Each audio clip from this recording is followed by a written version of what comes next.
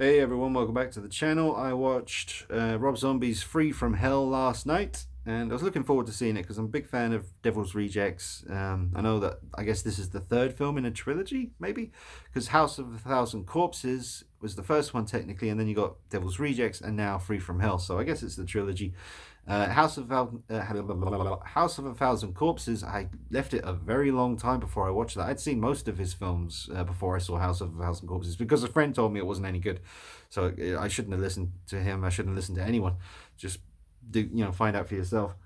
And I watched House of a Thousand Corpses and I thought it was good. I liked it. It was good. So yeah, Devil's Rejects is probably Rob Zombie's best movie. And then I think, well, I like the original, well, not the original, but the first Halloween that Rob Zombie did in 2007, I think. That actually got me into Michael Myers and started this whole collection of Michael Myers custom figures. You can't buy these, they're all custom made. Very hard to put them together, but got there in the end. Look at that. It's a wall of Myers right there. You can check that out. Look, it goes all the way back, and it even goes further down that way as well. Quite a long way. There's a lot. So check it out if you're into that kind of thing. So anyway, yeah, thank you, Rob Zombie and Tyler Main, for getting me into Michael Myers in the first place. And full respect to the original movie, 1978. That's obviously, probably the best. I really like the 2018 film as well, which you can see represented there. But yeah, I do really like the Rob Zombie first one. The second one that Rob Zombie did, Halloween 2, it's got some great scenes. Pretty much all the scenes with Michael Myers are fantastic. I like those. But the scenes with Laurie Strode in Halloween 2 by Rob Zombie, I don't like them. It's not that I don't like the actress. She's good. She's really good. She was great in the first one, but they did something. It's like in Halloween 2, they really they started messing with characters. Like Loomis became a real jerk, and Laurie just became incredibly annoying and loud and ugh. But anyway, yeah, Devil's Rejects, fantastic stuff. Really tense, really gritty, and I've always enjoyed it.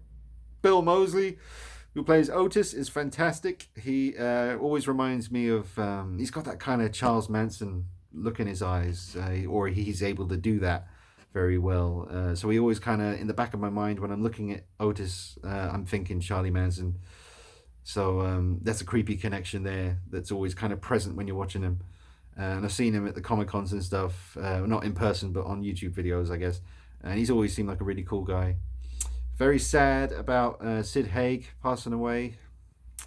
He does appear in Free from Hell, not for very long, but he is in the film. And I'm sad to see that we lost him. So Captain Spaulding is an icon of horror. I wish I had some kind of Captain Spaulding representation in my collection, be it either one of the NECA figures or there's some people out there with great 1/6 scale custom made Captain Spaulding figures. And I'd love to have Otis as well, like a topless kind of bloodstained Otis with his long stringy hair and just, I'd love to have a custom figure of him. And Baby probably go with him as well. Mind you, if you're going to go that far, you might as well have all of them, Captain Spaulding, Otis, and Baby. But speaking of Baby, in this film, Free from Hell, which I should get to the point, I did like the movie. I thought it was very good. I watched it last night and I was surprised. I thought it was a worthy sequel. I thought it stands up quite nicely. It's not as good as Devil's Rejects. But it does have some really great scenes. Dee Wallace is in the film, and she's in a lot of Rob Zombie stuff. And I think he likes her just because she's a cool person, but because she was in like stuff like The Howling, which is one of my favorite werewolf movies of all time, and she was great in that. And she was great in E.T., a lot of really good 80s movies. So full respect to Dee Wallace. She is barely recognizable in Free from Hell. I was watching her whenever she was on screen thinking, is that Dee Wallace? I'm pretty sure it is, but I wasn't sure. But she's nasty in this movie. She just looks gross. And no offense to Dee Wallace, it's the way her character has been made up.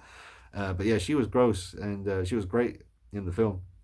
But Baby, played by Sheri Moon Zombie, Rob Zombie's wife, she was really good in this movie. I've seen her take a bit of flack in comment sections and video reviews of her acting ability or whatever. I've taken a bit of a hit in years past.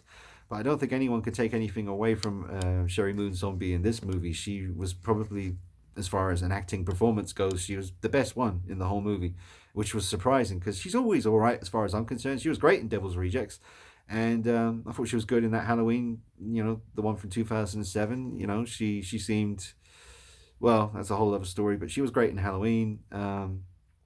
I've seen that film 31, I think it's called. The other Rob Zombie movie that was a couple of years ago. That was all right. a couple of beers in you, watch it with a friend. It's all right. It's not one of his best. I haven't really seen Lords of Salem, I think it's called. I've skipped through it a little bit because I was never really interested in that film to begin with. No offense to Rob Zombie or anyone in it. I don't know. The idea of the movie never appealed to me. But one day I just sort of skipped through it a little bit. I know it's sacrilege to skip through movies, and I never do that. But this time I did, and to be honest, I didn't like any parts of Lords of Salem. I don't know. It just wasn't for me. But I do like quite a lot of Rob Zombie's work. I'd say House of a Thousand Corpses is pretty damn good for a first movie, that's for sure. Devil's Rejects is his best movie. It's awesome, absolutely awesome. I really like Halloween, the first one he did. I like a lot of parts from Halloween too, but not all the movie. And then we start getting into sort of more of a grey area with his films that I'm just not too familiar with. I mean, I saw 31 once. I skipped through Lords of Salem. Like I said, I was never really too interested in that movie, but and then you've got, I'm trying to think, I'm probably missing out a film or two here. But now we come to Free from Hell, and I thought he came back pretty strong. So I don't know where a lot of the negative reviews for Free from Hell are coming from, as far as maybe it could be a lack of presence from Sid Haig, but then again, the man was, he was pretty old, bless him. So he did what he could, and at least he's in the film for a small portion. But that could be a big part of why people gave Free from Hell. Not everyone. I've seen some good reviews on it, but the first few reviews I checked out were pretty negative towards the movie, and I can only assume that would be because they're big Captain Spaulding fans, and he wasn't in the film that much, especially as Captain Spaulding. But I think the film was good. I think it had some great tense scenes. I'm just going to talk about the movie. I'm not going to worry about spoilers. I'm sure most of the people who wanted to see this film would have seen it by now.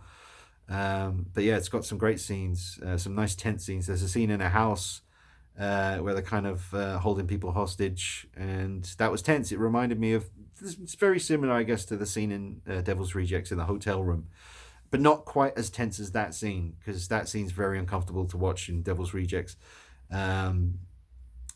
It wasn't as uncomfortable to watch a similar scene like that in Free from Hell. But I would give the film, out of 10, Free from Hell, I would give it a 7 out of 10, I think. Because 7's a good score, man. 7 is good. 8 is very good.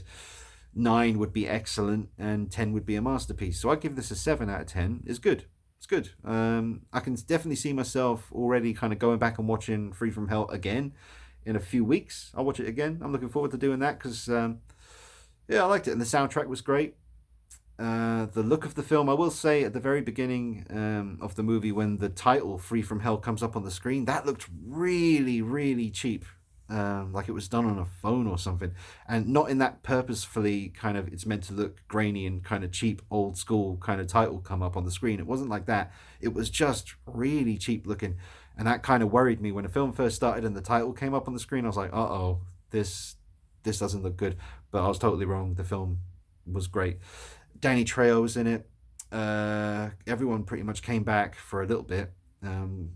There was, obviously characters who died in Devil's Rejects ain't going to come back in this one. So that's that one. But yeah, I would say definitely check it out if you're a Rob Zombie fan, if you're a fan of Devil's Rejects and House of a Thousand Corpses. I can't see you being too disappointed with this one. Get a couple of beers up in you, maybe smoke a doobie, and watch this film Free from Hell in the comfort of your bed or your sofa. I was in bed when I was watching it. What did I have? I had a couple of Budweisers up in me, and a little bit of the old Tutti Frutti, and some jelly snakes, some jelly snakes. I like those. And some cola bottles, you know how it is. Haribo. You have Haribo in America? They're like these awesome jellies. We got them in England. They're pretty cool. These guys.